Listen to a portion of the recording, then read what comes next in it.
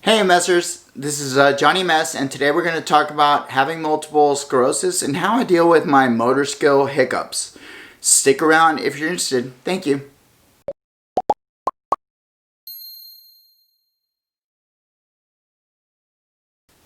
My mission is to share my MS life journey and to show you that you are not alone and life is not over. Make sure to leave me comments on things that maybe you want me to dig into or any sort of feedback so I can improve on how I'm giving you guys data. I want you guys to learn as much as I've learned in the past. I didn't have anybody like myself giving me tips, and I want to make sure to give the right tips that you want to hear. Thanks. So I've worked at a desk for 20 years. I got diagnosed with MS 4 years into it maybe, and all I can think of is around 4 years I started to have walking issues and my hands were acting up.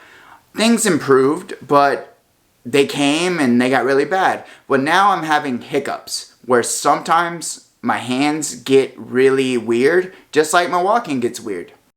So what's been happening even lately is that my right hand, which I use my mouse, it just gets weird. Like it gets tired or something. Like my middle finger, which is the middle mouse button, it just acts up. And there are times when I can't stop from pressing down the middle button, and it's really awkward. So what that has told me is that I need to take a break. I need to not use my right hand so much maybe, and I'll go and I'll take a break.